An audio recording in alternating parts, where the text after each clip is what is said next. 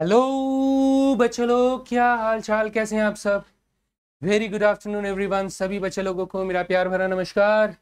जय हिंद मेरे दोस्तों।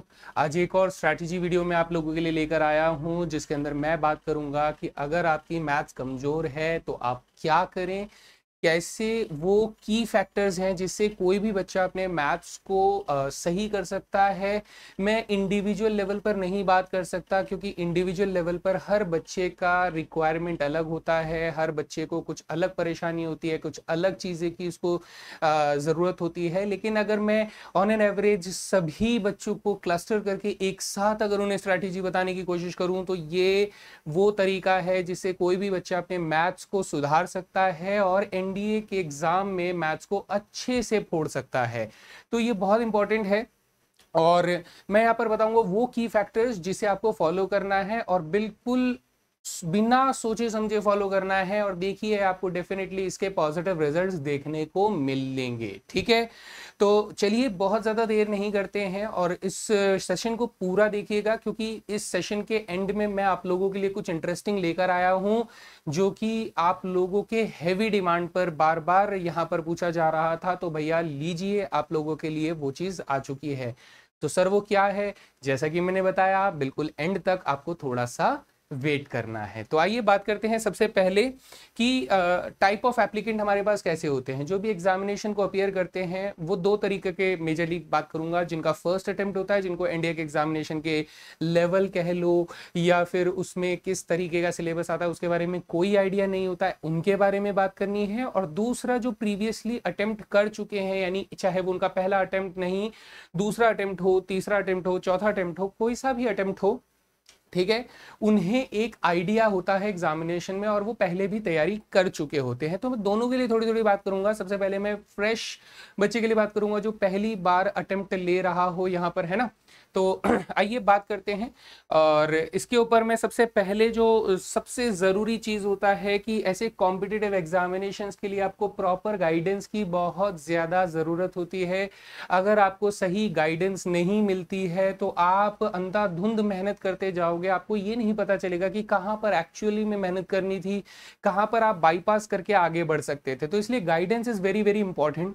यहाँ पर मेरी तरफ से जो सजेशन आप सभी के लिए है वो ये है कि कोई भी एक टीचर को चुनो, जो भी आपको पसंद है, आपको ऑनलाइन पसंद है, आपको ऑफलाइन पसंद है, किसी भी एक टीचर को चुनो और उस पर पूरा विश्वास करके उनके डायरेक्शंस को फॉलो करो, क्योंकि वो एक्सपीरियंस्ड है, वो आपसे पहले हजारों बच्चों को डायरेक्शन दे चुके, उनको गाइड कर चुके, उनको पढ़ा चुके, उन्हें पता है एग्जामिनेशन कैसे क्रैक किया जाता है, कितना पढ़ना है, कैसे पढ़ना है, क्या पढ़ना है, ये सारी चीजें एक टीचर को पता होती है। तो guidance is very very important. अगर आप लोग ऐसा फील करते हैं कि आपको डायरेक्शंस की कमी होती है, आपको नहीं समझ में आता है क्या करना है, कैसे करना है, तो जितना आपके टीचर आपसे कहते हैं, आप बस आंख बंद करके उनकी बात पर भरोसा करो और उनकी डायरेक्शंस को फॉलो करते जाओ, बिकॉज वही आपको सही रास्ता दिखा पाएंगे अगर आपको कोई भी कंफ्यूजन होता है। ठीक है, तो मैं आगे बात करूंगा कि आपको कौन से टीचर्स को फॉलो करना चाहिए। देखिए, ये वैसे तो पर्सनल चॉइस है और बहुत सारे टीचर्स हैं, कोई अच्छा नहीं है, कोई बुरा नहीं है, सब अपने लेवल पर बेस्ट एफर्ट कर रहे हैं। सभी के सभी टीचर्स अपने स्टूडेंट्स का बेहतर चाहते हैं।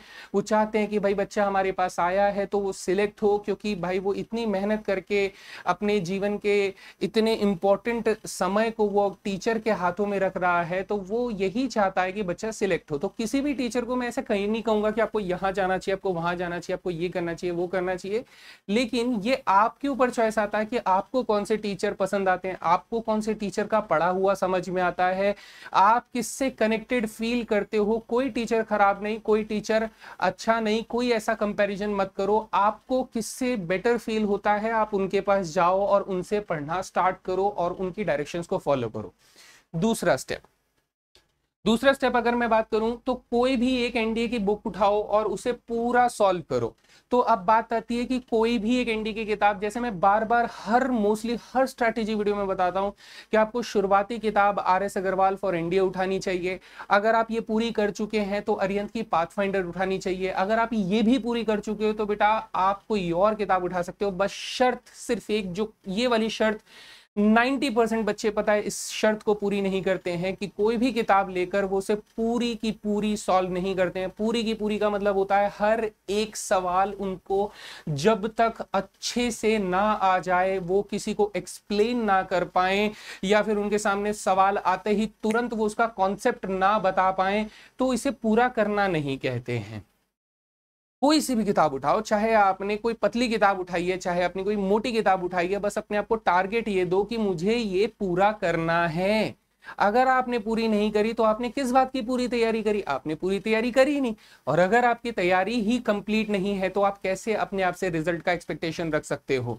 तो जितना भी समय है उसमें अपने आप को ये टारगेट दो कि चाहे मैं एक किताब करूं लेकिन उसे पूरा करूंगा। बेटा कोई भी किताब जब मार्केट में लॉन्च होती है तो आपको समझ में आती है कि वो किताब उस एग्जाम को टारगेट करते हुए बनाई गई है, तो कहीं ना कहीं वो एक कंप्लीट कॉम्प्रिहेंसिव सिलेबस आपको देती है। तो आप इस बात पर भरोसा क्यों नहीं करते हो कि उस किताब को पूरा कर लेने से आपका रिटन एग्जामिनेशन क्लियर तो हो ही सकता है?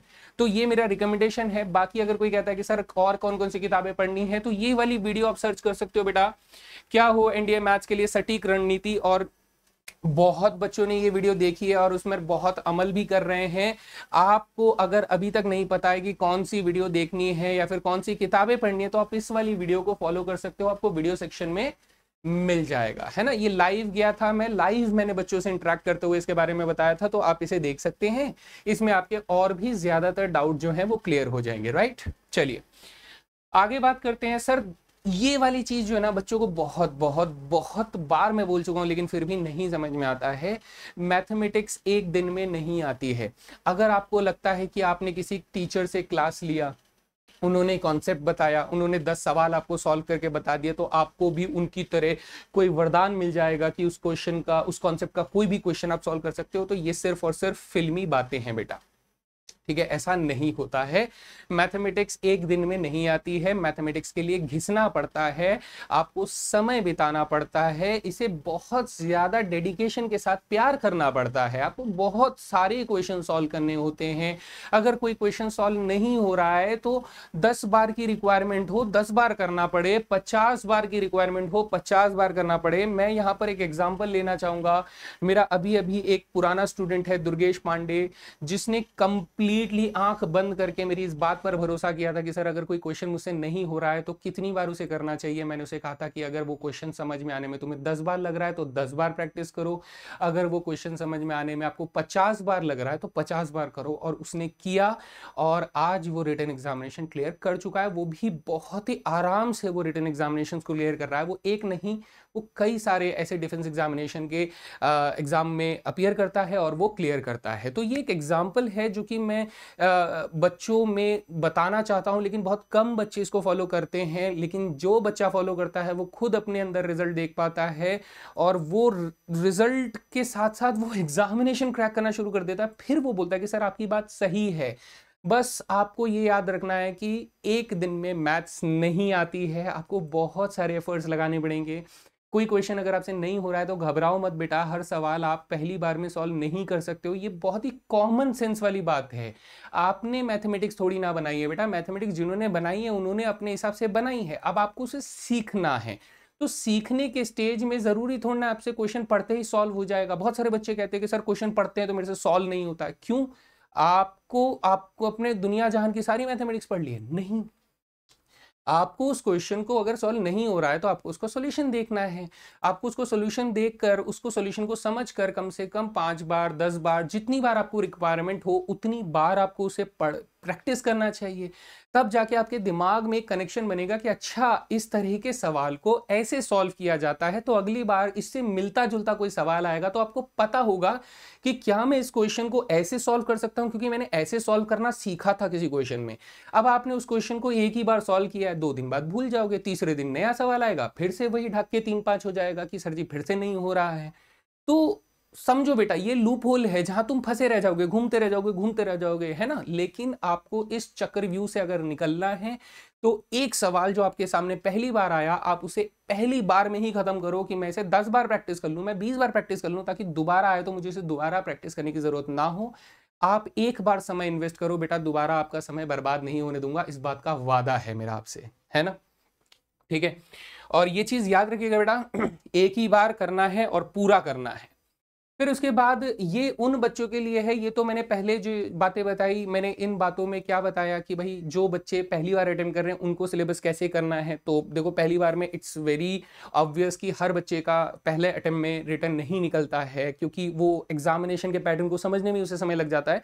तो इसलिए मैंने कहा गाइडेंस को फॉलो करो, जो भी गाइडेंस आप लेते हो बेटा, उन टीचर की बातों को सुनो, उनके बातों को ध्यान दो और उनके हिसाब से चलो। देखो, आपको गाइडेंस समझ में आएगा और आप उस हिसाब से तैयारी करोगे तो आपका रिटर्न एग्जामिनेशन आराम से क्लियर भी हो जाएगा।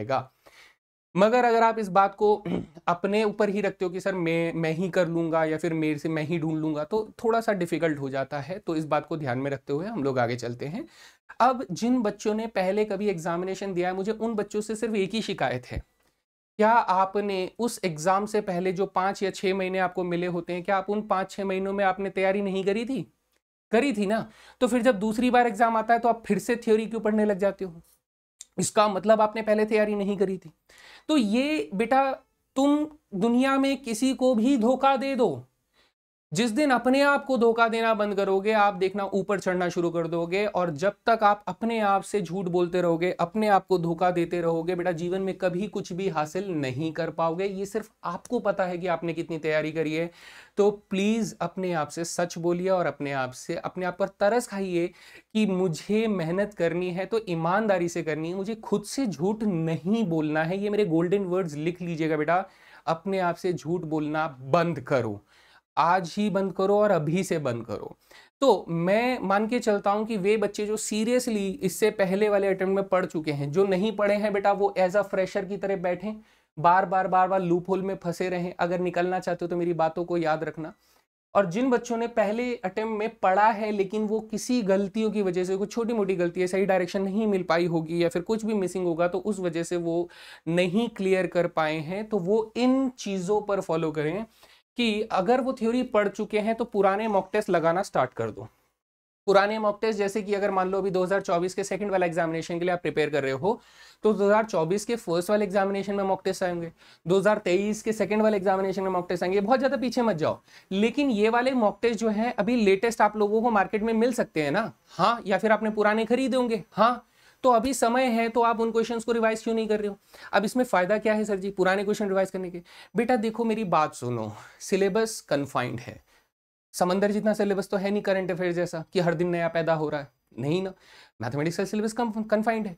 तो कन्फाइंड सिलेबस को आप लोगों को सिर्फ रिवाइज करने की जरूरत होती है। तो जब तक आप लगातार सवाल नहीं लगाओगे तो आपको ये कैसे पता चलेगा कि मुझे कौन से कॉन्सेप्ट को दोबारा पढ़ना है, कौन से कॉन्सेप्ट में रिवीजन करना है, कौन सी बात पर बार बार हमें बात करनी है। तो ये वाली सारी चीजें होती हैं, राइट।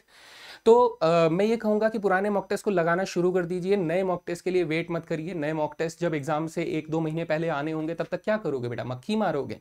मक्खी मारने से कौन सा एग्जाम निकल जाएगा भाई?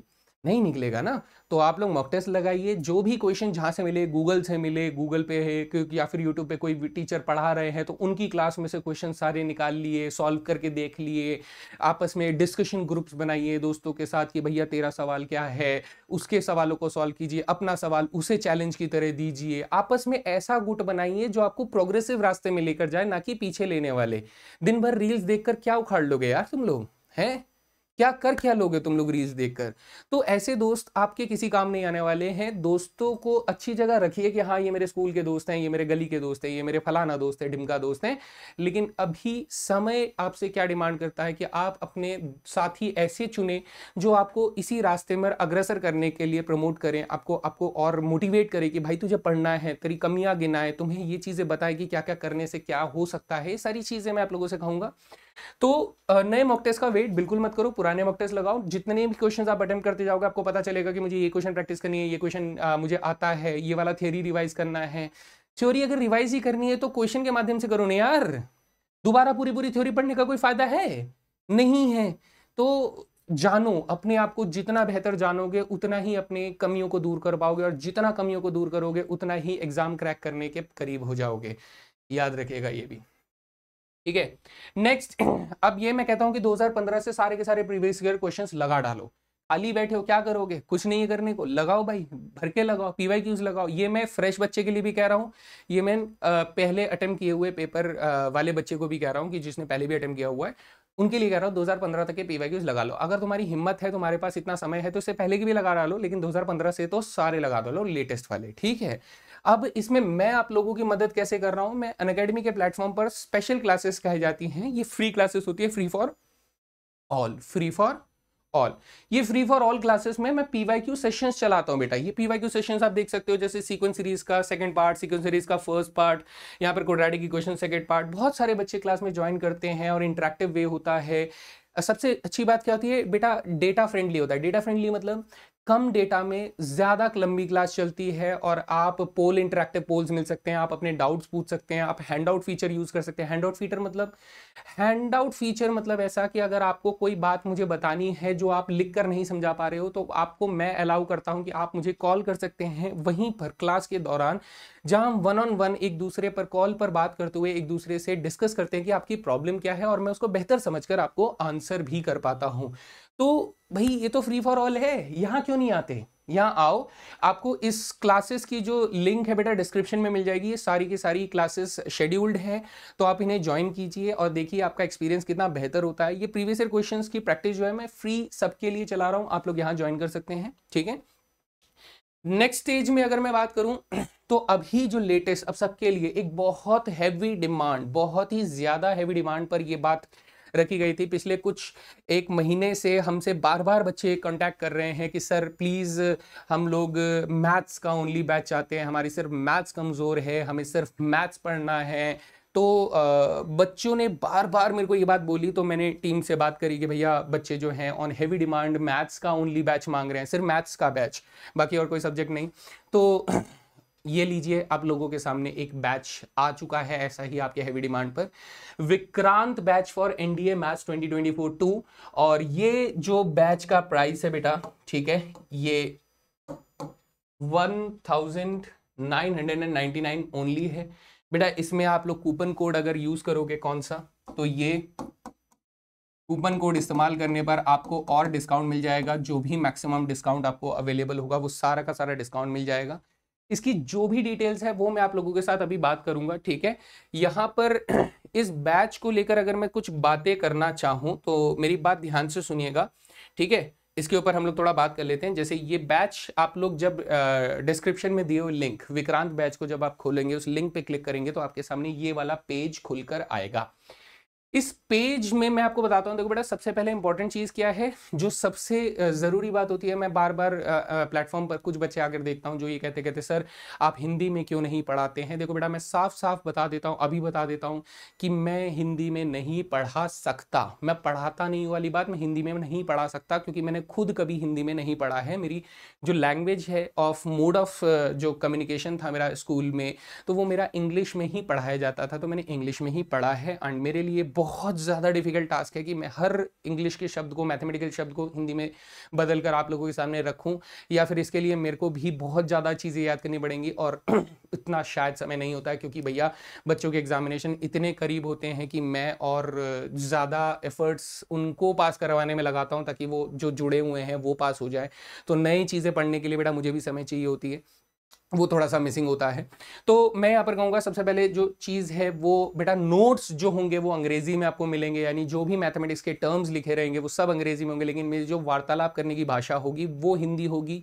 मैं आप लोगों को सारी चीज़ें सिर्फ इंग्लिश के टर्म्स में इस्तेमाल करूंगा, लेकिन सारी बात आपको हिंदी में समझाऊंगा। आपको कुछ नहीं करना है, आपको बस वही चीज़ें अपने हिंदी वाले सब्जेक्ट से मैच करते हुए, हिंदी में जो मैथ्स आप पढ़ते हो उसके साथ मैच करते हुए, बेटा फॉर्मूला या फिर जो करने का तरीका है वो तो सब सेम ही होगा ना। तो आपको बस थोड़ा सा ये मैनेज करना है, अगर आप हिंदी मीडियम से हैं तो।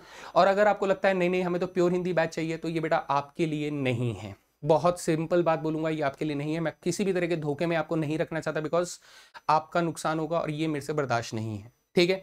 नेक्स्ट, अब इस बैच के फीचर्स क्या है बेटा? इस बैच के फीचर्स हैं कि आप इसमें live classes plus recorded classes ले सकते हैं, क्योंकि ये बैच जो है NDA 2 2024 को टारगेट करते हुए है, और अभी हमारे पास करीब करीब 2 महीने का समय, मान के चलिए 2 से 2.5 महीने का समय बाकी है। तो इतने में कोई बैच पूरा मैथमेटिक्स करवाना, मुझे तो लगता है कि बेटा मैं भगाऊंगा, इससे कोई फायदा तो है नहीं, जबरदस्ती पैसे कमाने वाला सिस्टम मेरा है नहीं।